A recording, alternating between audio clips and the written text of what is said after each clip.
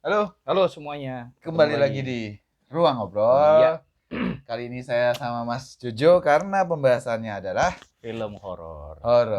Daris sudah pergi kemana, kita nggak tahu. Iya, Oke, iya, iya. Jo, Heeh. ini habis nonton Incantation kita ya. Yes, aku barusan nonton semalam. Oke, aku Mm-mm. malam sebelumnya, Iya. gitu. Jadi sangat fresh. Ini digadang-gadang. By the way, obrolan kita memang kalau dibandingkan dengan yang ada di YouTube Mm-mm. lainnya emang udah banyak Udah banyak, iya, ngobrolin iya. tentang Karena udah ada yang lebih Incantation. dulu lah ya. Ya, bahkan ada yang bilang mantranya jangan dibaca. Iya, iya. Kayak Nah, gitu. menurutku itu juga poin menariknya sih. Iya, Poin betul, menariknya betul. mantra itu tadi. Heeh. Ini tuh digadang-gadang atau banyak yang sependapat bahwa Incantation adalah salah satu film horor terseram ya. Entah itu 2022 ataupun yang selama ini ada ya, ya Mm-mm. silahkan aja sih gitu.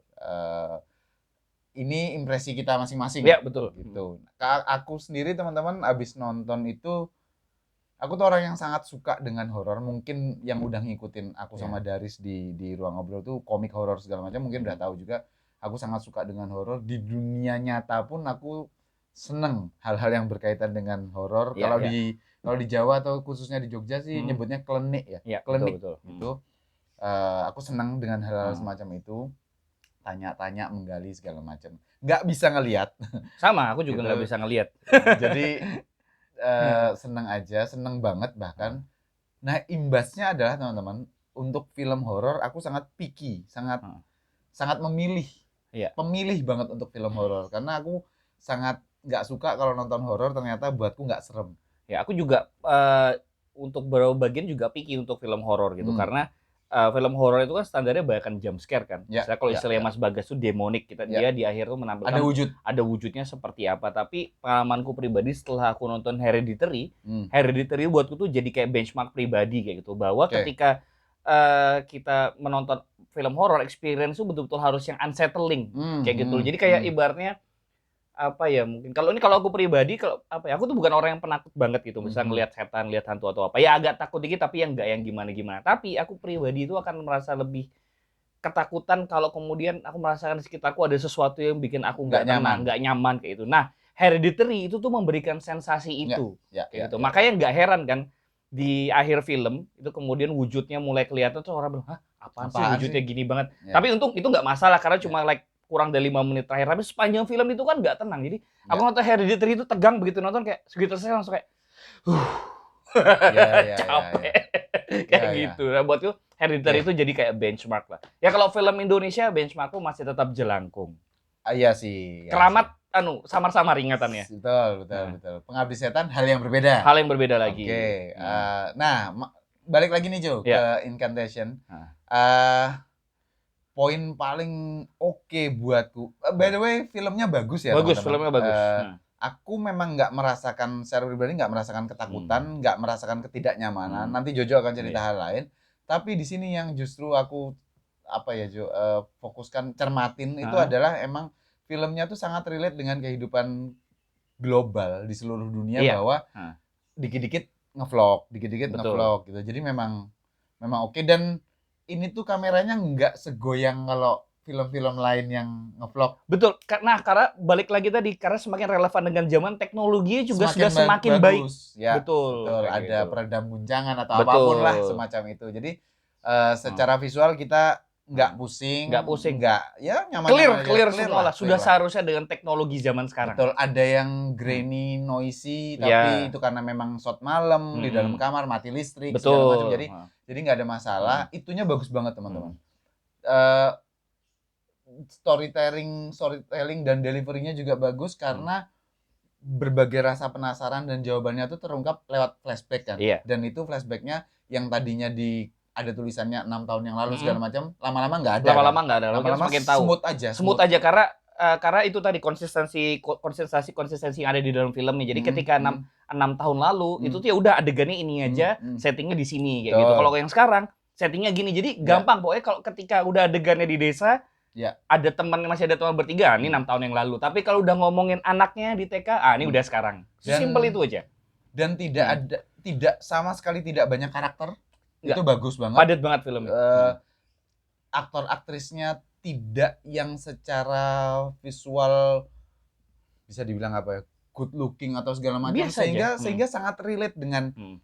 keadaan kita Iya, gitu dengan loh. daily life lah ya. Daily life ya kalau Hmm. kalau di luar Indonesia maksudnya Nah, di Taiwan, Iya. Korea, Ah. Jepang, Cina gitu kan hidup di flat Iya. atau di apartemen Iya. udah hal yang lumrah Iya. lah. Dan kayak buatku Mas Bagas film ini nih punya satu layer, yaitu Hmm. layer sub cerita soal si ibunya itu tadi. Iya. Jadi kita bisa paham sih kenapa si ibunya ini mau berusaha sejauh itu untuk melindungi anaknya dari kutukan. Nah, menurutku itu layer sih. Menurutku itu storytelling yang baik lah, karena kita nggak cuma berurusan dengan setan dan rasa tidak nyaman kan. Jadi ada sub cerita yang memotivasi karakternya. Memang ada track atau jalur yang memang harus dilalui dan diselesaikan. Betul. Bukan hanya orang yang kemudian mengalami dalam kehidupannya mengalami gangguan. Betul. Gitu. Kalau biasanya kan seperti itu aja, terus bagaimana mereka kemudian minta bantuan orang lain atau pergi dari tempat itu gitu. Nah, kalau ini ada resolusinya. Iya, dan kita juga bisa bersimpati loh sama karakternya si ibu. Bisa paham banget. Betul. Bahkan adegan di pantai itu tuh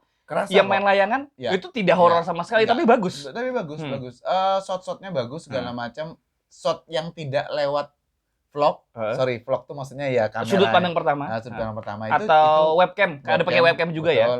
Itu bagus juga, tapi film ini tuh berhasil untuk membawa kita benar-benar masuk ke dunianya di dalam film itu sendiri sih, sama anaknya, sama pemilik panti asuhan gitu. Jadi memang oke, nggak ada plot twist yang gimana-gimana, nggak yang terus langsung ternyata ini toh enggak sih, enggak tentang ini. Ini bagaimana ada benang kusut mencoba meluruskan aja sih. Gitu.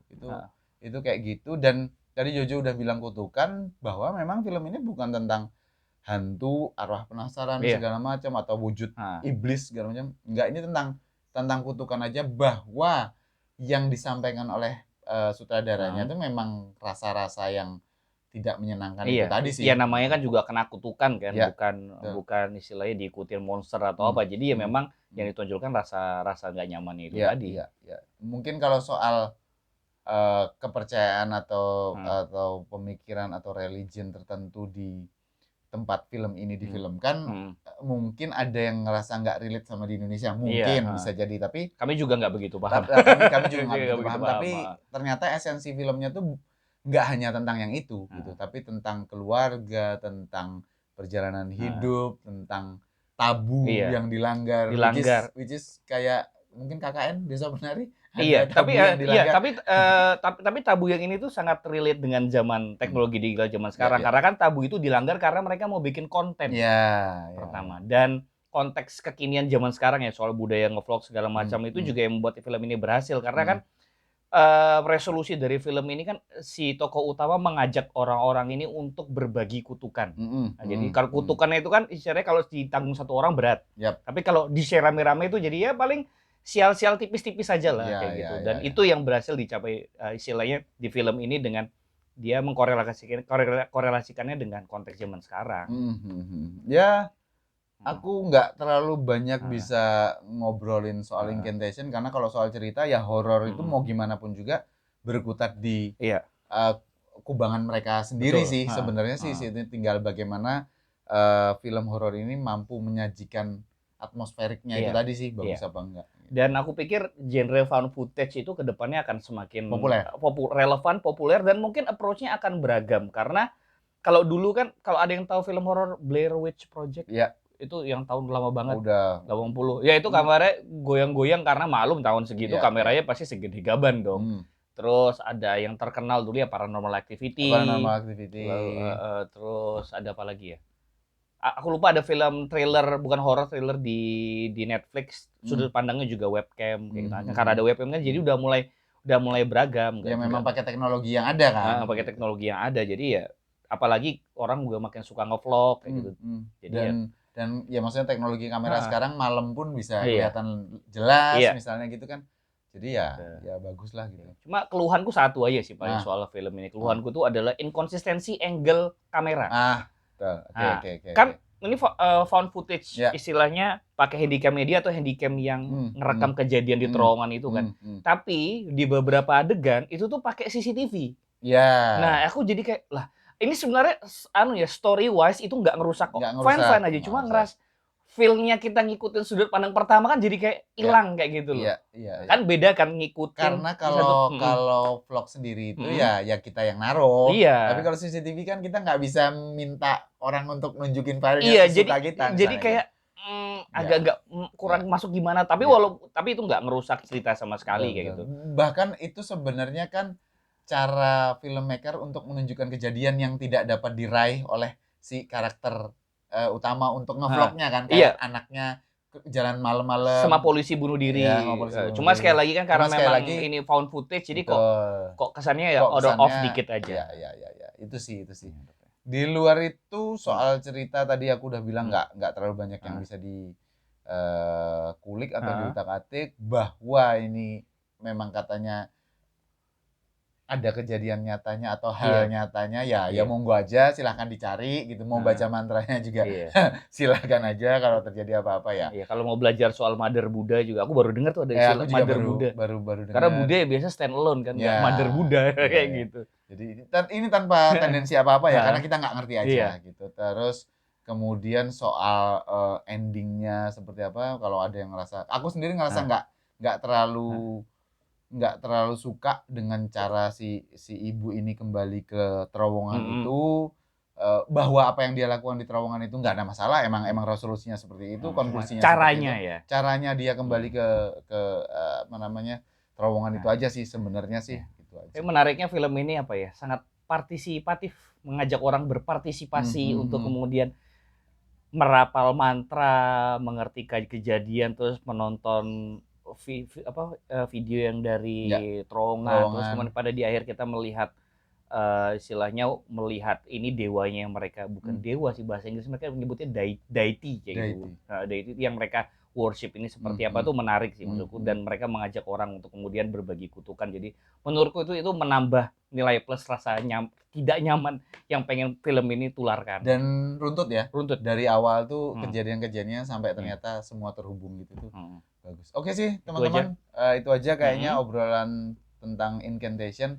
Mudah-mudahan akan ada konten-konten tentang film horor. Yang jelas Pengabdi Setan. Karena kalau kita nge-review atau ngobrolin film-film horor yang ya hanya menjual jump scare dan wujud-wujud seperti itu, kayaknya sih kita pribadi udah nggak mempan. Ya, itu dia. Makasih teman-teman. Sampai ketemu di obrolan horor selanjutnya. Thank you.